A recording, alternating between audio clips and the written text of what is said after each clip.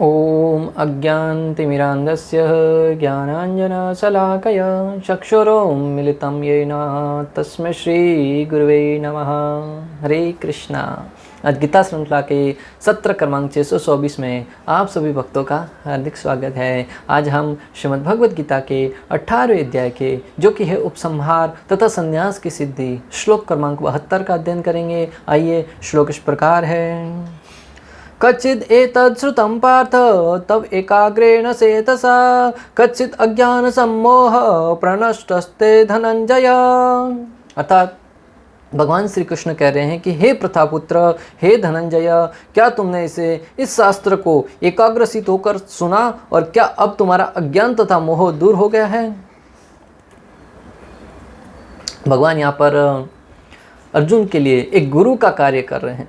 अभी तक भगवान श्री कृष्ण ने इस शास्त्र को पढ़ने, इस शास्त्र को बोलने और इस शास्त्र का श्रवण करने की महिमा के विषय में वर्णन किया।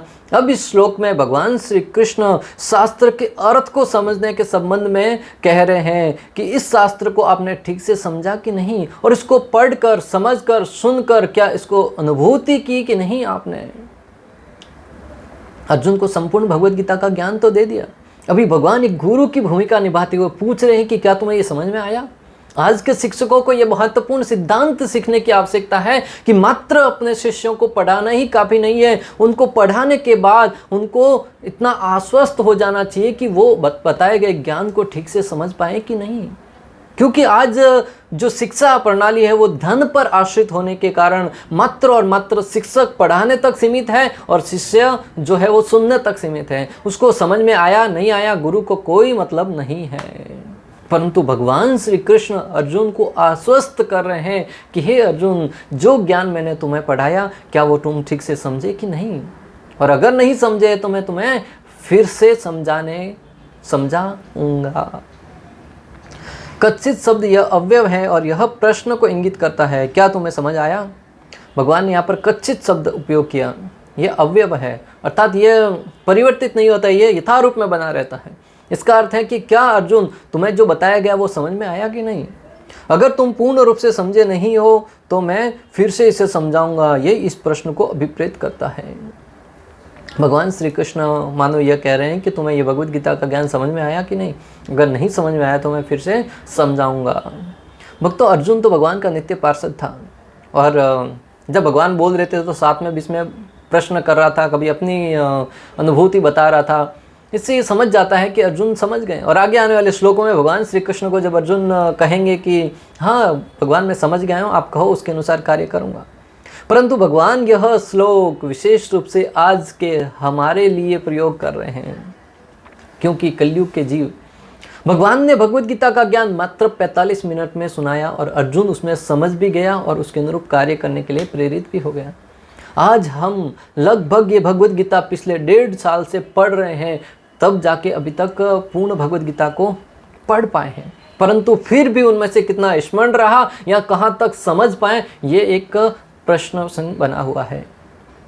तो ये भगवान श्री कृष्ण कलयुग के जीवों के लिए यह श्लोक प्रयोग कर रहे हैं कि कलयुग के जीव प्राय विचलित रहते हैं, ध्यान भटकता रहता है, अल्प आयु रहते हैं, हमेशा झगड़ालू प्रवृत्ति की बनी रहती है। इसलिए भगवान हमें निर्देश देना चाह रहे हैं कि गुरु का कर्तव्य है जब तक शिष्य इस भगवद गीता के ज्ञान को न समझे उसको पुनः बार बार पढ़ाते रहिए।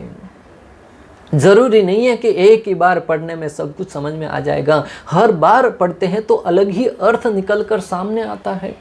इसलिए तो कई आचार्य जो कई वर्षों से इस भगवद गीता के ज्ञान को बार बार, एक महाराज है जो 40 वर्षों से भगवद गीता को प्रतिदिन पढ़ रहे हैं और उनका स्वयं का ऐसा अनुभव है कि अभी तक जब भी पढ़ता हूँ कुछ अलग ही सिद्धांत सीखने को मिलता है और अलग ही एक दिव्य तरह का आनंद प्राप्त होता है।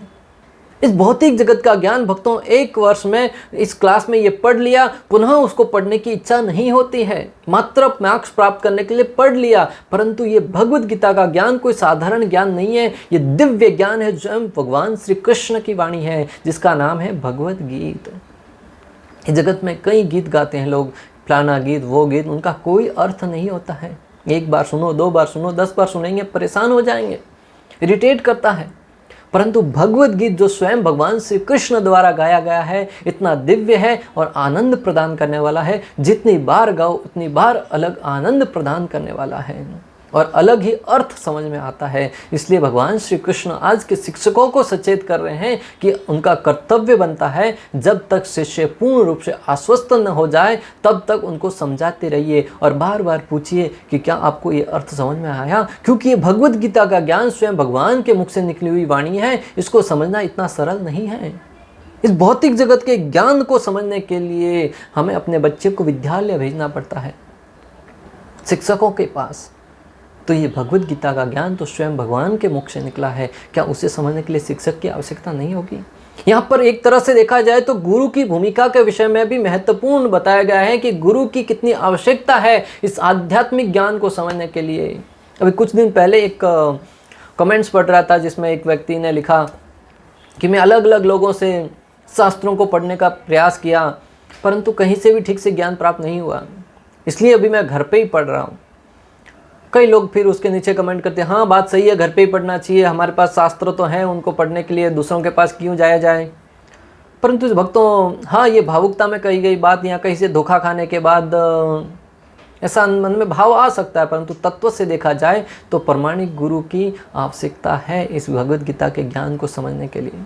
जब इस भौतिक जगत के ज्ञान को समझने के लिए हमें विद्यालय बच्चों को भेजना पड़ता है, शिक्षकों की आवश्यकता है, जिसको बड़ा पगार देकर लोग ट्यूशन बंधवाते हैं, बच्चों को विद्यालय भेजते हैं, साल का 5-5 लाख, 2-2 लाख, 1.5 लाख, 10-10 लाख दे लेके लोग बच्चों को शिक्षा प्रदान करते हैं, जो शिक्षा मात्र और मात्र जीवन में आजीविका कमाने के लिए भी काफ़ी नहीं है। तो फिर ये जो जन्म मृत्यु के बंधन से मुक्त कराने वाला भगवत गीता का ज्ञान है, जो हमारा भगवान ईश्वर के साथ साक्षात्कार कराने वाला है, आध्यात्मिक क्षेत्र में प्रगति कराने वाला है, क्या उसको समझने के लिए गुरु की आवश्यकता नहीं होगी? निश्चित रूप से होगी। यहाँ भगवान के कथन से यह स्पष्ट हो रहा है कि गीता का ज्ञान इतना सरल नहीं है कि जिसे बिना गुरु के समझा जा सके। गुरु बनाने की विधि क्या है? यहाँ पे प्रश्न उठ सकता है, फिर कैसे मालूम पड़ेगा कि हम गुरु है वो सही गुरु है और आध्यात्मिक ज्ञान प्रदान करने वाला है? पहले तो हमें प्रमाणिक होना पड़ेगा। गुरु की प्रमाणिकता को जांचने से पहले हमें शिष्य को स्वयं को प्रमाणित बनाना होगा कि क्या हमारे अंदर ज्ञान प्राप्त करने की वास्तविक भूख है, क्या ज्ञान को यथा रूप में समझने की योग्यता है। अगर नहीं है तो उस योग्यता को विकसित करने का प्रयास करें, और उसके लिए भगवान श्री कृष्ण ने शिष्य की क्या योग्यता होनी चाहिए वो भगवद गीता के 4.34 में कहा है। तत्विधि प्रणिपातेन परिप्रश्नेन सेवया उपदक्ष्यन्ति ते ज्ञानम ज्ञानिनम तत्तदर्शिनः। सर्वप्रथम शिष्य को क्या करना है? तत्विधि प्रणिपातेन परिप्रश्नेन सेवया। विद्यार्थी को चाहिए कि अपने गुरु के पास जाकर विनीत भाव से उनकी सेवा करें, और जब हमारी सेवा से गुरु प्रसन्न होंगे निश्चित रूप से तब गुरु की योग्यता के बारे में प्रश्न आता है कि वो गुरु आपको दिव्य ज्ञान प्रदान करेंगे। क्यों? क्योंकि उन्होंने उस सत्य के दर्शन कर रखे हैं। जब तक शिष्य प्रमाणिक नहीं होंगे गुरु प्रमाणिक मिलना प्रश्न ही नहीं उठता, क्योंकि प्राय शिष्य गुरु के पास किस भाव से जाते हैं? पुत्रम देई, धनुम देई, ज्ञानम देई, गाड़ीम देई, बंगला देई, ये सारे के सारी आवश्यक वस्तु गुरु के शरण में गए, शरण स्पर्श किया, आशीर्वाद प्राप्त किया, घंटी बजाई, कुछ धन रखा और लौट आए। गुरु के प्रवचनों को सुनना नहीं चाहते हैं। गुरु कुछ आदेश देते हैं तो बोले हमें आदेश मत दो, हमें शिक्षा मत दो, जितना चाहिए उतना धन ले लो, हमारी तरफ से भी माला आप कर लो, परंतु हमें किसी प्रकार के यम नियम पालन करने की सलाह या परामर्श मत दो। अतः आज के गुरु भी समझ गए हैं, जो शिष्य ठगवाना चाहते हैं गुरु उसको ठगते हैं। जिस प्रकार के भाव के साथ हम जिस व्यक्ति के पास जाते हैं उस व्यक्ति से हमें वही प्राप्त होता है। अगर हृदय में शुद्धता भरी है, हृदय में प्रामाणिकता से ज्ञान प्राप्त करने की लालसा है, तो निश्चित रूप से भगवान ऐसे गुरु से आपकी भेंट करवाएंगे। परम पूज्य राधानाथ स्वामी महाराज पाश्चात्य जगत से भारत भूमि में आए वास्तविक गुरु और भगवान को ढूंढने के लिए कई जगह भ्रमण किया। हिमालय की गुफाओं में कई बाबाओं से मिले, कई साधुओं से मिले, अनंतो गत्वा उनका हृदय पूर्ण नहीं हुआ, तुष्ट नहीं हुआ कि ये गुरु मुझे भगवान से मिला सकते हैं। उस समय जब तक उनके अंदर जिज्ञासा रही, भगवान ने उनको श्रील प्रभुपाद जी से मिलवाया, तब जाके उनके हृदय के सारे प्रश्नों का समाधान हुआ और एकाग्र भाव से वो भगवत सेवा में, श्री कृष्ण की सेवा में संलग्न हो गए। अतः भक्तों, हमें प्राय आज की तारीख में देखते हैं कि लोग गुरुओं के ऊपर प्रश्न उठाते हैं कि ये गुरु ऐसे हैं, उन्होंने ये कर दिया, वो कर दिया। कहीं ना कहीं हम लोग ही उनसे ठगवाना चाहते हैं, इसलिए वो ऐसी प्रवृत्ति चाहते हैं। प्रमाणिक गुरु जब कहते हैं कि ये नशा छोड़ दो, जुआ खेलना छोड़ दो, मांसाहार करना छोड़ दो, परस्त्री संग करना छोड़ दो, तब हम उस गुरु को ही छोड़ देते हैं। और जब गुरु कहता है कि कुछ नहीं करना है, मात्र धन देते रहो, सारे के सारे विधि विधानों का पालन करने की आवश्यकता नहीं है, लोग उस गुरु की शरण में जाते हैं। तो यहाँ पे प्रश्न बनता है, अपने आप से पूछिए, गलत कौन, क्या गुरु या हम? जब गुरु आदेश देता है कि ये नहीं करना है और उसको प्रामाणिकता के साथ हम स्वीकार करते हैं और गुरु के आदेश का पालन करते हैं, तब जाकर हमें सही रास्ता प्रशस्त होगा। अतः किसी गुरु के ऊपर प्रश्न उठाने से पूर्व अपनी शिष्यत्व की प्रामाणिकता के ऊपर प्रश्न उठाना चाहिए और उसको जांचना चाहिए, क्या मेरी जिज्ञासा क्या है। भगवान ने भगवद गीता में इस बात की घोषणा करके यह बताया कि शिष्य की योग्यता क्या होनी चाहिए और गुरु की योग्यता क्या होनी चाहिए। गुरु है वो स्वयं को कभी भगवान नहीं बताना चाहिए। गुरु जो कह रहा है वो अपने आचरण में पालन करना चाहिए। गुरु भगवान श्री कृष्ण का अनन्य भक्त होना चाहिए, जो गुरु परंपरा में ज्ञान आ रहा है उसी के आधार पर शिक्षा दे रहा हो। ऐसा नहीं कि मुझे ऐसा लगता है, तेरे कहने का बात तेरे घर वाले नहीं मानते, हम क्यों माने। हम वही मानेंगे जो शास्त्रों में है, जो गुरु कह रहे हैं, जो साधु कह रहे हैं, वो तीनों मिलते हैं कि नहीं। उस अवस्था में हम गुरु की आज्ञा का पालन करेंगे। आज की शिक्षा प्रणाली धन पर आधारित होने के कारण बच्चे वास्तविक ज्ञान से वंचित रह जाते हैं और शोषण का शिकार होते हैं। भक्तों, वैदिक सभ्यता में क्या होता था, 5 वर्ष की उम्र में ही बच्चे गुरुकुल में जाते थे और गुरु अपने शिष्य को पुत्र की भांति शिक्षा प्रदान करते थे। जो ज्ञान उनको गुरु परंपरा में गुरु से प्राप्त हुआ है वो अपने शिष्यों को प्रदान करते थे और अपने पुत्र की भांति उनका पोषण करते थे। जब शिक्षा पूर्ण हो जाती थी, बच्चों को अपने घर जाने की बारी आती थी, बच्चे स्वेच्छा से गुरु को गुरु दक्षिणा देते थे। पर वैदिक सभ्यता के अनुसार जब गुरु निस्वार्थ भाव से ज्ञान प्रदान करता है और शिष्य उस प्राप्त किए ज्ञान के बदले गुरु को दक्षिणा के रूप में दान देता है, उस समय गुरु को भी ज्ञान देने का जो रास्ता है वो सफल होता है और शिष्य को ज्ञान प्राप्त करने का फल है वो पूरा होता है।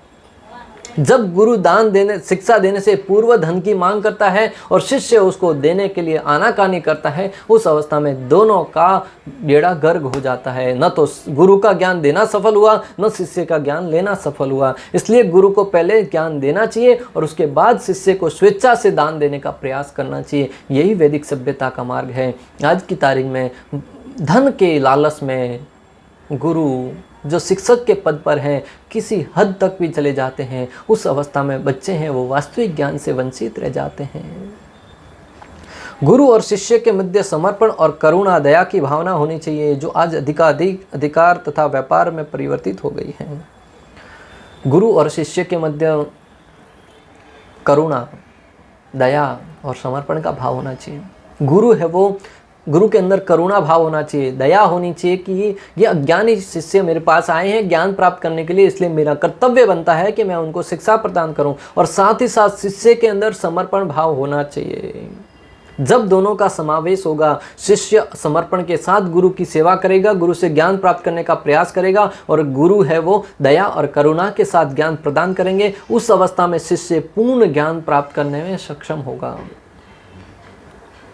और आज की तारीख में ये दोनों नहीं होने के कारण लोग जो ज्ञान की प्रणाली है, शिक्षा प्रणाली है, पूर्ण रूप से विध्वंस होती हो जा रही है। जहाँ गुरु के अंदर एक ही भाव आ रहा है, इस शिक्षा को बेचकर मैं धन कमाऊंगा, और शिष्य के अंदर यही भाव आ रहा है कि इस शिक्षा को ग्रहण करूंगा, ये मेरा अधिकार है, मैंने इसके बदले में गुरु को धन दिया है। ये तो मात्र रही भौतिक शिक्षा की। आध्यात्मिक ज्ञान के बारे में भी आज के गुरु तथाकथित कथा करने से पूर्व लाखों रुपयों की मांग करते हैं, इतना धन दीजिए कथा करवाएंगे। जब लोग सुनते हैं कि भागवत कथा श्रवण करने का इतना महात्म्य है और अधिक से अधिक लोगों को श्रवण करवाने का भी महात्म्य है, तब वो किसी साधु को ले आते हैं जो कथावाचक है और वो कथावाचक को लेने जाते हैं, तब उसके सामने लाखों रुपए की मांग कर देते हैं, इतना कथा करने का ये चार्ज है। और उस अवस्था में जो कथा करवाई जाती है, लोगों को लगता है कि हमें पूर्ण लाभ प्राप्त होगा, परंतु किसी प्रकार का कोई लाभ नहीं होता। क्यों? कथा करने वाले का उद्देश्य क्या है? धन प्राप्त करना, न कि दूसरों पर दया करना, न कि दूसरों पर करुणा करना। अतः भक्तों, कथा करवाने वाले जो भी पैसों की मांग करता है उससे कथा कभी मत करवाइए। जो निस्वार्थ भाव से ज्ञान का दान देने के उद्देश्य से आता है उसी से कथा करवानी चाहिए। हाँ, इसका अर्थ ये नहीं कि आप उसको कुछ दान न दें, वो दया के भाव से आ रहा है। आपका भी कर्तव्य बनता है कि आप कथा पूर्ण होने के बाद यथाशक्ति यथासंभव उनको दान दीजिए, ताकि उनका भी परिवार चलता रहे, उनका भी रोजी रोटी चलता रहे। उस अवस्था में दान देने वाला और दान स्वीकार करने वाला दोनों को पूर्ण लाभ होता है, न कि दान मांगने वाले को या दान जबरदस्ती देने वाले को। भगवान अपने आचरण द्वारा शिक्षा दे रहे हैं कि किस हद तक जाकर गुरु अपने शिष्यों को शिक्षित करें। जो गुरु परंपरा में गीता के ज्ञान को समझेगा वह निश्चित रूप से भक्त बनेगा, जो जीवन का उद्देश्य है। भगवान श्री कृष्ण अपने आचरण द्वारा सिखाना चाह रहे हैं कि गुरु का कर्तव्य बनता है कि वो किस हद तक जाकर शिष्य को ज्ञान प्रदान करें। अगर शिष्य को समझ में नहीं आता तो बार बार बताइए। और भगवद गीता के इस ज्ञान को जो गुरु परंपरा में, प्रामाणिक गुरु परंपरा में समझता है, निश्चित रूप से वह भक्त बनता है।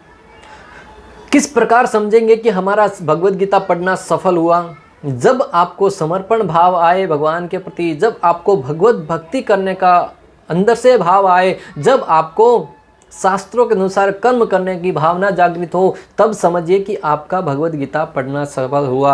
अन्यथा मात्र 700 के 700 श्लोक रटकर अपनी ज्ञान को बढ़ाकर अहंकार का भाव आता है कि मैं तो भगवद गीता में चैंपियन बना हूँ, मैंने तो भगवद गीता में PhD करी है, मुझे तो संपूर्ण भगवद गीता का प्रत्येक श्लोक मुख पर स्मरण है। उस अवस्था में आप समझिए कि कहीं ना कहीं आप गलत राह पर चल पड़े हैं और आपका उत्तरदायित्व है कि आप पुनः प्रामाणिक गुरु के मार्गदर्शन में भगवद गीता को समझने का प्रयास करें। एक बार चैतन्य महाप्रभु दक्षिण की यात्रा पर गए हुए थे। वहाँ पर उन्होंने देखा कि एक मंदिर में एक भक्त भगवद गीता को हाथ में लेकर बैठा है, रो रहा है। सब लोग उसको देखकर हंस रहे थे, परंतु महाप्रभु परमात्मा होने के नाते, परम ईश्वर होने के नाते उसके हृदय की भावना को जान गए। उसके पास जाकर पूछते हैं कि भाई रो क्यों रहे हो? कहता है कि मैं पढ़ने में असक्षम हूँ, मुझे पढ़ना नहीं आता और मेरे गुरु ने कहा है कि भगवद गीता का अध्ययन करो। मैं भगवद गीता लेके बैठ रहा जाता हूँ और जब पृष्ठ पर देखता हूँ, प्रथम पृष्ठ पर कि भगवान श्री कृष्ण अर्जुन के सारथी बने हैं, इस दृश्य को देखकर मेरी आंखों से अश्रु बहने लगते हैं कि भगवान कितने महान हैं, भगवान कितने महान हैं जो अपने भक्तों का सारथी बनना स्वीकार करते हैं। उस भगवान के विषय में पढ़ने के लिए मेरे गुरु ने कहा है, तो मेरा निश्चित रूप से भाव है पढ़ने का, परंतु समझ में क्यों नहीं आता, फिर भी मैं इस भगवद गीता को प्रतिदिन पढ़ने का प्रयास करता हूँ। तब महाप्रभु ने कहा, भगवद गीता पढ़ना तुम्हारा सफल हुआ। आज हम भगवद गीता पढ़ के अगर अहंकार झलकता है और दूसरी तरफ उसको पढ़ना नहीं आता, परंतु समर्पण भाव, भगवान की महानता के विषय में विचार आता है, निश्चित रूप से वह भक्त है, वो श्रेष्ठ है। तात्पर्य, भगवान अर्जुन के गुरु का काम कर रहे थे, अतएव यह उनका धर्म था कि अर्जुन से पूछते कि उसने पूरी भगवद गीता सही ढंग से समझ ली है या नहीं। श्रील प्रभुपाद बता रहे हैं कि भगवान अर्जुन के गुरु थे, इसलिए उनका कर्तव्य बनता था कि वो अर्जुन से यह भली भांति जान ले कि अर्जुन को गीता समझ में आई कि नहीं, या फिर बताना निष्फल हो गया। यदि नहीं समझी है तो भगवान उसे फिर से किसी अंश विशेष या पूरी भगवद गीता बताने को तैयार है। बहुत महत्वपूर्ण बात भक्तों, अगर अर्जुन को नहीं समझ में आई तो कोई अंश विशेष की उस अध्याय का वह श्लोक मुझे समझ में नहीं आया, उस श्लोक का वह प्रसंग मुझे समझ में नहीं आया, या फिर पूरी की पूरी भगवद गीता भी अब समझ में नहीं आई है, तो भगवान इतने सहनशील हैं कि पुनः अर्जुन को बताने के लिए तैयार हैं। आज किसी से अगर गुरु को बार बार प्रश्न पूछते हैं तो गुरु है वो भी क्रोधित हो जाते हैं, बोले बार बार क्या पूछ रहे हो, अरे उसको नहीं समझ में आ रहा है, उसके स्तर तक जाकर समझाने का प्रयास करो। आप गुरु के पद पर हैं, आपका कर्तव्य बनता है शिष्य को ठीक से समझाएं। आज आप विद्यालय में जाएंगे तो विद्यालय के शिक्षक है वो माता पिता से शिकायत करते हैं कि आपका बच्चा ये पढ़ने में सफल नहीं है, ये करने में सफल नहीं है, ऐसा नहीं कर पाता, ऐसा नहीं कर पाता। आप क्या करते हैं घर पे? माता पिता भी बेचारे भोले भाले सुन के आ जाते हैं, परंतु प्रश्न ये उठता है कि हमने बच्चों को पढ़ने के लिए विद्यालय भेजा था, उत्तरदायित्व आपका बनता है कि आप बच्चों को पढ़ाए। तुम हमसे प्रश्न पूछने की बजाय प्रश्न हमें पूछना चाहिए कि विद्यालय तो हमने आपके पास भेजा था, आपका कर्तव्य बनता था कि बच्चों को शिक्षित करे, बच्चों को यह समझाए, बच्चों को यह पढ़ाए। फिर आप हमसे कैसे प्रश्न पूछते हैं? धन तो आप ले रहे हैं, पढ़ा तो आप रहे हैं, आप उनको पढ़ाने में अक्षम हैं, फिर प्रश्न हम पर उठा रहे हैं। अगर हम तो पढ़ा सकते थे फिर आपके पास क्यों भेज दे, हम घर पे ही पढ़ा लेते। अतः गुरु का कर्तव्य है कि शिष्यों को ठीक से पढ़ाए और उनको समझाए, और उनको जब तक समझ में ना आए बार बार बताते रहिए। तो भगवान उससे फिर से किसी अंश या विशेष पूरी भगवत गीता को बताने को तैयार हैं। वस्तुतः जो भी व्यक्ति कृष्ण जैसे प्रमाणिक गुरु या उनके प्रतिनिधि से भगवत गीता सुनता है उसका सारा ज्ञान दूर हो जाता है। वस्तुतः जो व्यक्ति भगवान श्री कृष्ण या भगवान श्री कृष्ण के पार्षद या उनके प्रमाणिक गुरु परंपरा में प्राप्त किए गए गुरु से ज्ञान ग्रहण करता है, वह यथारूप में भगवत गीता के ज्ञान को समझने में सक्षम होता है और अपने जीवन की अज्ञानता को दूर करके आध्यात्मिक मार्ग के प्रकाश के मार्ग की ओर निकल पड़ता है। तमसो मां ज्योतिर्गमय मृत्योर्मा अमृतम गमय। भगवत गीता कोई सामान्य ग्रंथ नहीं है जिसे किसी कवि या उपन्यास ने लिखा हो। इसे साक्षात भगवान ने कहा है। जो भाग्यशाली व्यक्ति इन उपदेशों को कृष्ण से या उनके किसी प्रमाणिक आध्यात्मिक प्रतिनिधि से सुनता है वह अवश्य ही मुक्त पुरुष बनकर अज्ञान के अंधकार को पार कर लेगा। भक्तों, ये भगवत गीता का ज्ञान कोई साधारण ज्ञान नहीं है जिसे कवि या किसी उपन्यास ने विशेष ने लिखा हो, अपने मन की बात लिखी हो। आज कई लोग पुस्तकें लिखते हैं या गीत लिखते हैं या अनेक प्रकार के सारांश लिखते हैं जिसको पढ़कर हो सकता है कुछ प्रेरणा मिले, कुछ शिक्षा मिले, कुछ जीवन में कार्य करने की सामर्थ्य मिले, परंतु भगवत गीता किसी व्यक्ति विशेष द्वारा लिखा गया ग्रंथ नहीं है। श्रीमद् भगवत गीता साक्षात भजेंद्र नंदन भगवान श्री गोविंद द्वारा लिखा गया ज्ञान है, बताया गया ज्ञान है, जिससे कोई व्यक्ति अगर प्रमाणिक गुरु से या प्रमाणिक गुरु परंपरा में पढ़ लेता है, समझ लेता है, तो निश्चित रूप से वह इस भव बंधन से मुक्त होकर भगवान के धाम में जाने का रास्ता प्रशस्त करेगा। निश्चित रूप से वह मुक्त बनकर अज्ञान के अंधकार को पार कर जाएगा। जहाँ एक और संपूर्ण विश्व के लोग अज्ञान के अंधकार में अथाह सागर में डूबे हैं, भले भौतिक शिक्षा कितने ही मेडल क्यों न प्राप्त कर ले, जब तक आध्यात्मिक ज्ञान प्राप्त नहीं करेगा वह जन्म मृत्यु के बंधन से मुक्त नहीं हो पाएगा। बार बार जन्म मृत्यु जरा व्याधि के चक्र में घूमता रहेगा। परंतु अगर कोई व्यक्ति भगवत गीता का दिव्य ज्ञान प्राप्त कर लेता है तो वह निश्चित रूप से जीवन को सफल बनाने में सक्षम होगा। अन्यथा इस जगत में बार बार माताओं के घर में प्रवेश करेगा और जीवन को मरने के उपरांत बार बार ऐसे भ्रमण करता रहेगा और दुख भोगता रहेगा। इस प्रकार श्लोक क्रमांक 72 का भक्ति वेदांत तात्पर्य पूर्ण हुआ। अंत तक हमारे साथ बने रहने के लिए आप सभी का हृदयपूर्वक प्रेम पूर्वक बहुत बहुत धन्यवाद। श्रील प्रभुपाद की जय। श्री श्री राधा गोपीनाथ भगवान की जय। श्रीमद् भगवद गीता की जय। हरे कृष्णा कृष्ण कृष्ण हरे हरे, हरे राम राम राम।